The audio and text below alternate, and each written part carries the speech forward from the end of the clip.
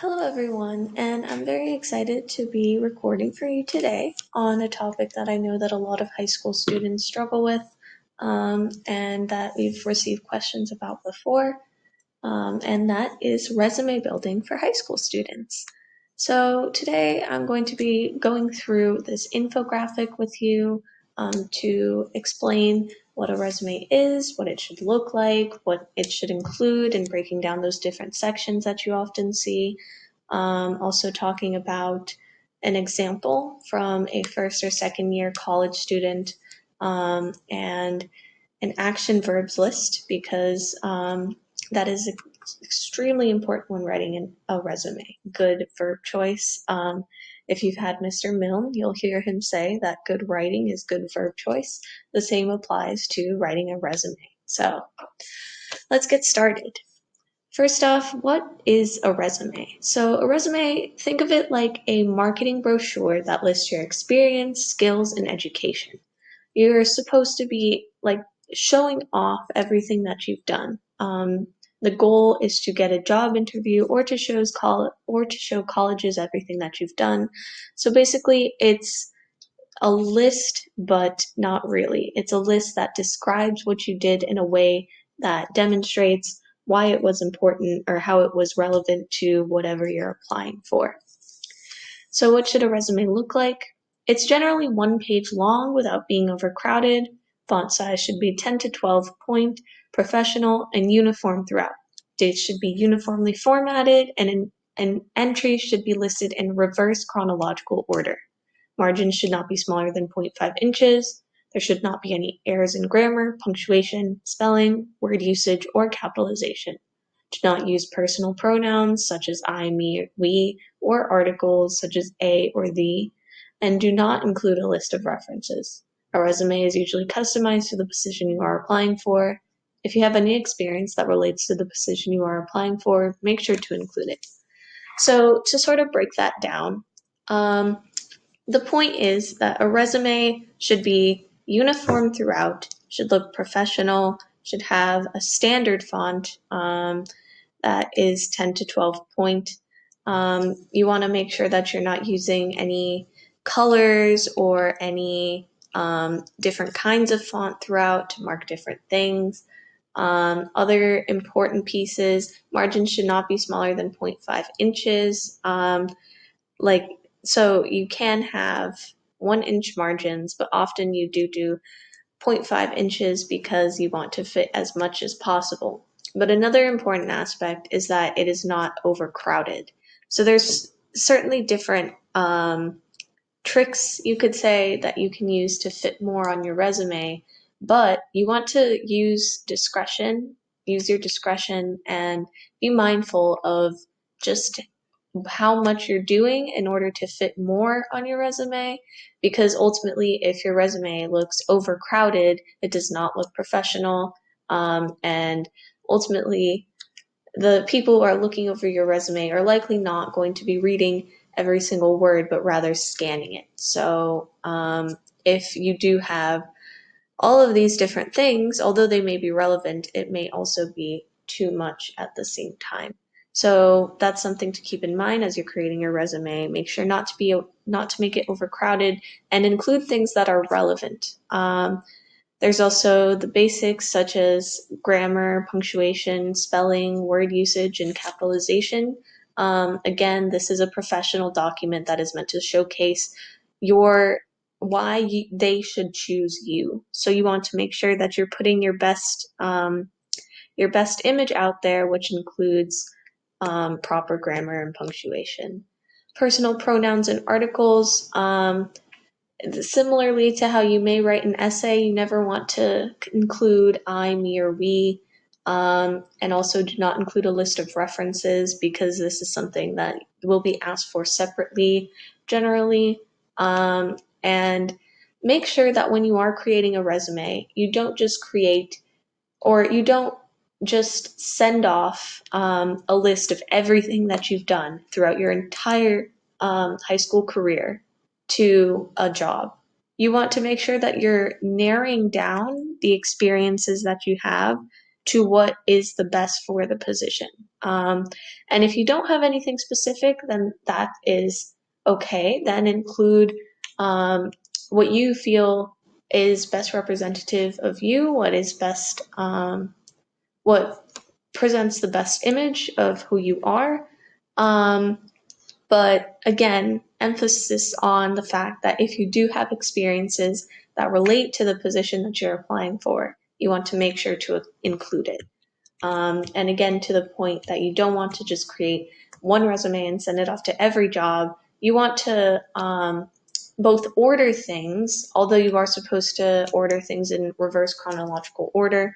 But if you have things that started at similar times, you want to order things in what is the most relevant, which makes it easier when scanning a resume. So also, reverse chronological order, just to explain what that is, that would be from latest to last. So if I started a position in February 2021, and then I'm also listing one that started in January 2021, and then one that started in March 2020, then the way that that would go on my resume would be February 21, January 21, then March 20. So now, what should a resume include? You often see different sections within a resume, and this goes over some of those. So a resume should generally be divided into the following categories: contact information, education, and experience, as well as skills. So experience is experience is basically where you're listing everything that you've done. Contact information and education are sort of basic. Skills are sort of any additional small things that don't really fit into the experience category, but you feel are relevant or important. But experience is where the bulk of the content of your resume is going to be. And so when you are creating your experience section, you can divide that into subcategories such as projects, volunteer experience, employment, etc., based on what you are putting down. And this can also be, for example, if you have volunteer experience, but you also have projects, or if your projects were volunteer experiences, or if you've never been employed, and the position that you're applying for really emphasizes, for example, leadership, or it really emphasizes STEM or things like that, then you're able to create subsections that are a bit more creative than simply projects, volunteer experience, employment, etc. So, for example, if you were applying for a position that emphasized leadership, you could create a section that said leadership experiences, and then volunteer experiences, and then et cetera, et cetera. Also, if you have, for example, digital projects, as opposed to like volunteer experiences, if you were applying for something creative or something that had to do with computer science in which you volunteered, but then you also had a bunch of projects, so you could divide things like that.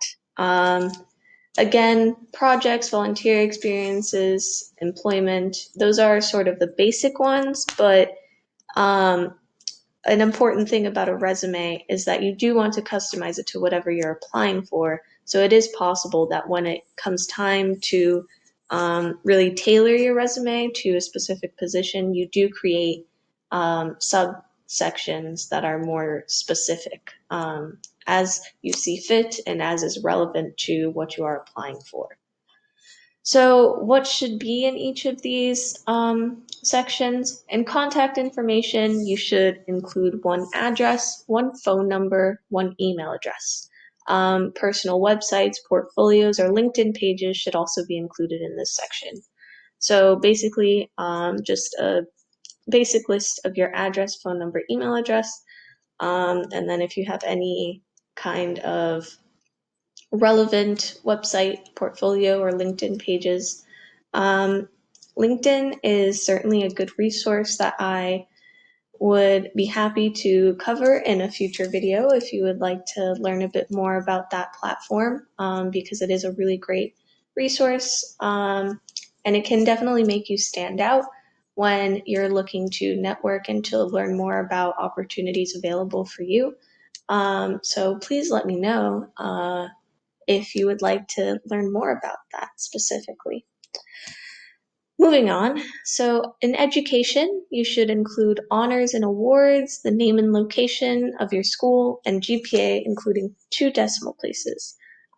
So education, if you're going to Medford High, then Medford, Massachusetts, so name and location. Honors and awards would be any kind of, for example, honor roll or an outstanding science achievement award from your school. Also, if you have higher awards such as fellowships or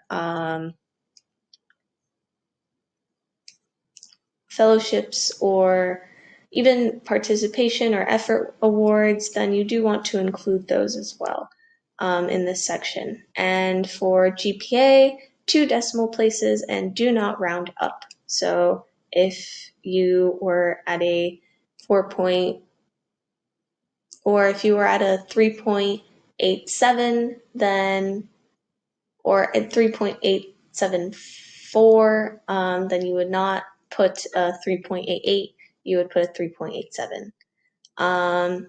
So then moving on to the experience section, here again is where the bulk of your content is going to be.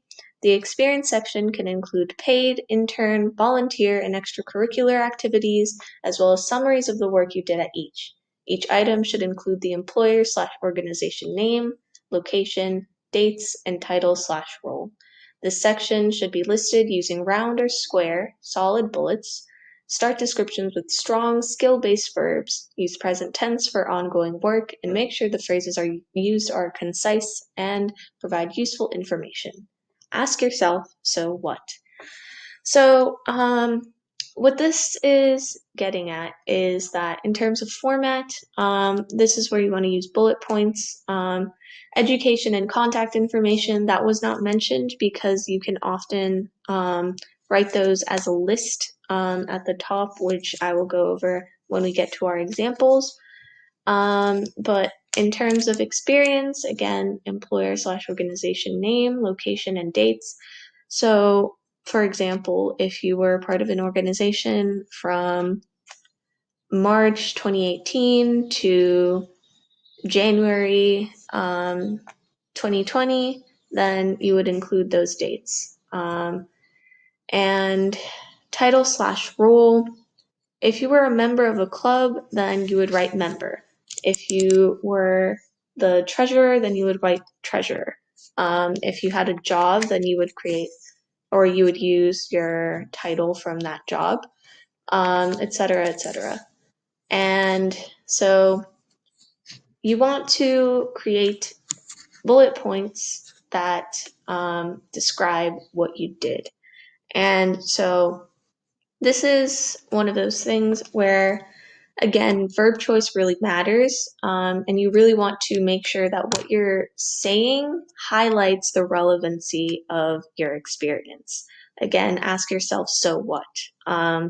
Like if I'm reading that you worked at a daycare center and you tell me that you had to clean up after kids, I'm asking, so what? But if you talk about how you had to manage your time so as to make sure that everything was in order prior to the end of the daycare session, then that demonstrates organizational skills that you earned through that experience. So it's sort of like that. There are certainly ways to spin different experiences into things that are relevant to the position that you're applying for. And that is where verb choice becomes very, very important. And again, being concise and providing useful information. Resumes are not very long documents. Remember, they are just a page. So you want to make sure that you are only including what is most relevant, most important, et cetera, et cetera. And then the skills section, skills should be identified by type. So language, computer, technical, laboratory, etc. For languages, proficiency level should be included, native, fluent, proficient, or conversant. Do not include personal attributes or soft skills such as teamwork or communication. So again, skills are sort of the section where you add whatever you feel is important but isn't actually an experience. Like, for example, if you know how to, if you learned how to use CSS or JavaScript, that you would list under your skills section. And they should be identified by type. So all of your computer skills go in one place, all of your language skills go in another place. If you know how to speak another language, very important. Always include that on your resume because that is always relevant. And again, your proficiency level should be included.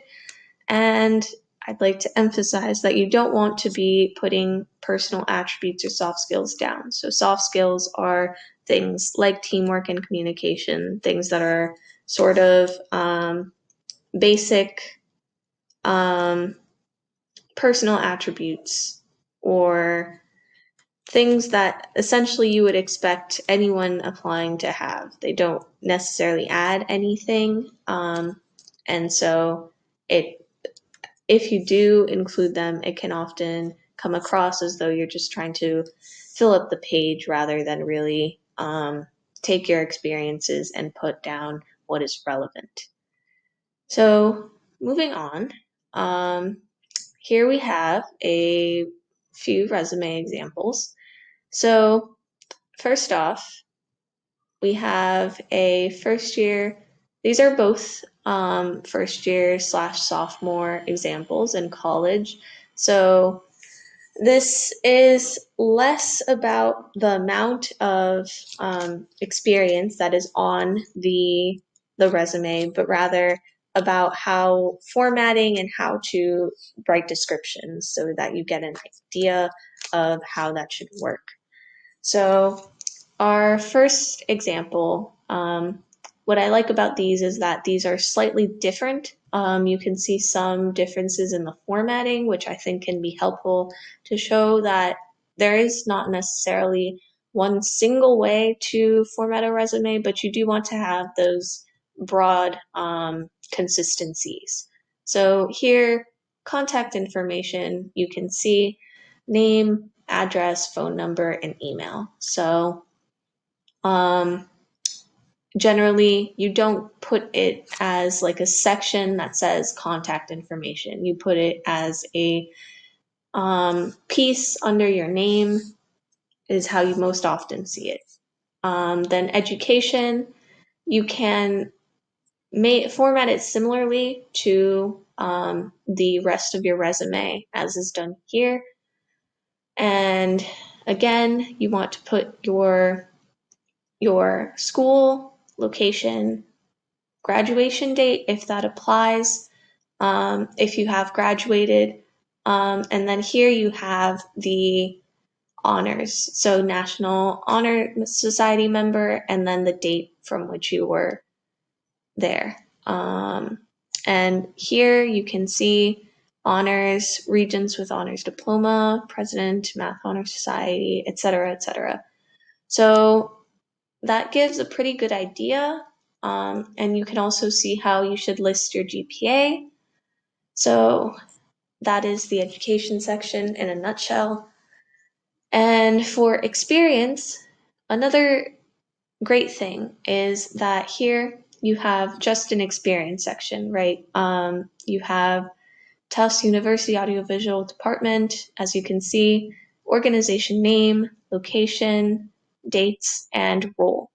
And then you have a couple of bullet points summarizing the most important or relevant pieces of what you did at that position, coordinate logistics for campus events of up to 450 people, videotape campus speakers and concerts, and post on YouTube to broaden audience.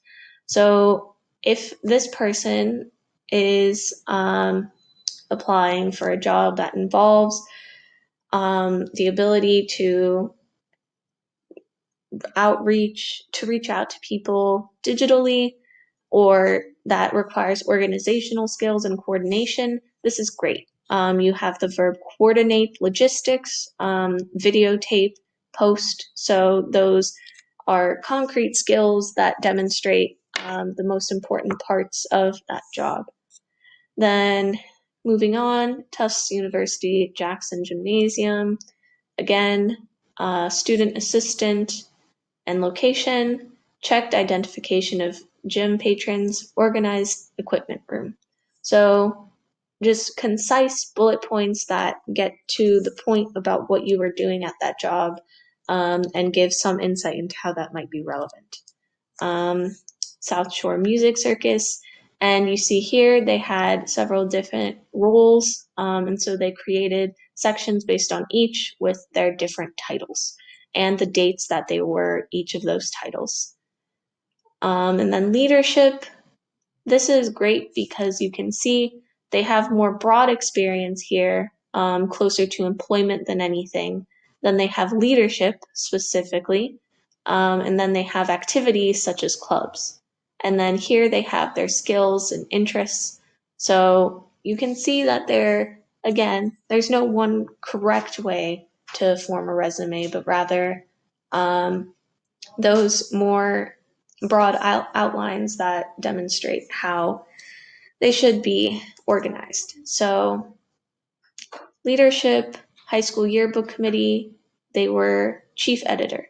And so manage, review, oversee.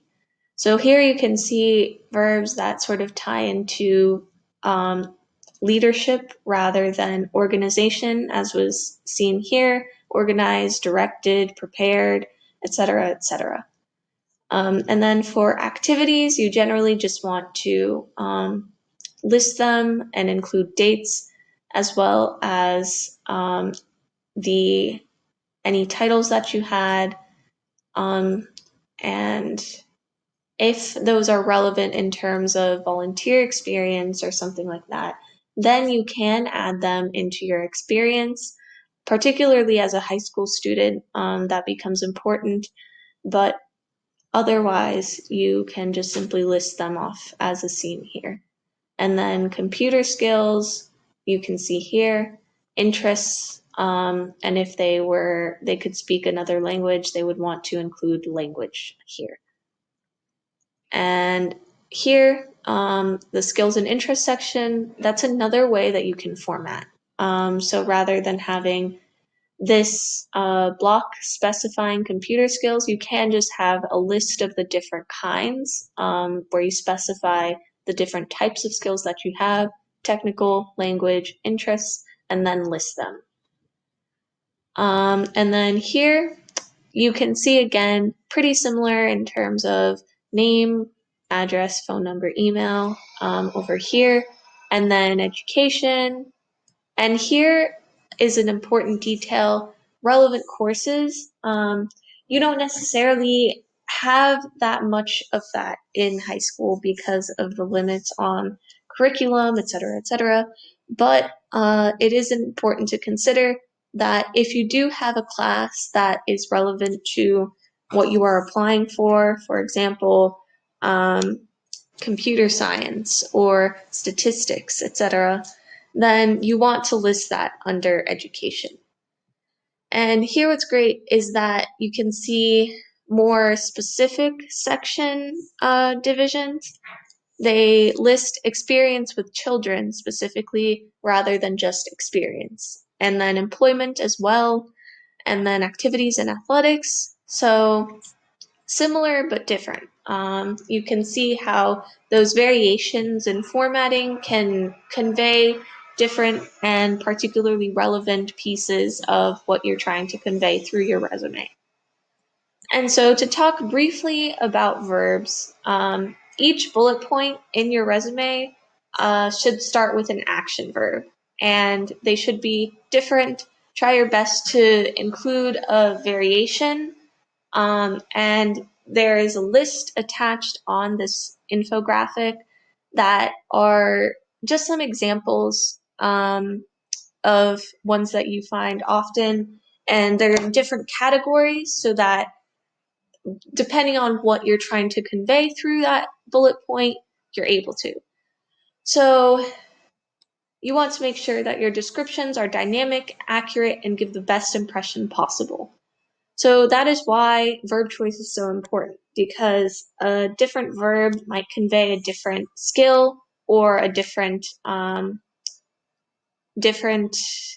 levels of experience, or there's, as you can see, organizing is different from managing. So it's sort of that difference between verbs that can really help to convey a higher level of leadership or a higher level of organization. And it all depends on what you're trying to convey in order to appeal to the position that you're applying for. So here there's the list, which are divided into sections. You have administrative skills, communication skills, creative skills, financial skills, helping skills, management, research, teaching, and technical. So again, depending on what you're applying for, or depending on the experience that you are describing, you want to really look through this list to figure out what is the best verb that you can choose. Because as you can see, based on those different sections, each verb can convey a different kind of skill. So I would encourage that as you are creating your resume, you look through that and sort of pick out which are best, because this certainly gives you a bunch of examples to use as you work through creating your resume. And so thank you for watching, and I really hope that you get the chance to create your own resume, because it is a really important skill to develop, particularly when you are in high school, because that essentially gives you a head start. And your resume can often serve as a basis as you're trying to describe activities for your college applications too. So there really is no detriment to creating a resume now. And essentially, if you do have that prepared, then when the time comes and you have a specific position, then it's just a matter of narrowing down your experience or tailoring it to that position. So I would recommend that you go through all your high school career and just create a master list type of resume. And from there, sort of every time you come across a different position or application, then narrow down through that master list. So once again, thank you for watching. And if you have any questions on resume building, or if you're lost on how to start in creating your resume, if you want us to look over and provide feedback, please feel free to send us an email to ask for our help. We're here to help you, and it's our pleasure. So I hope that you enjoyed and that this was helpful.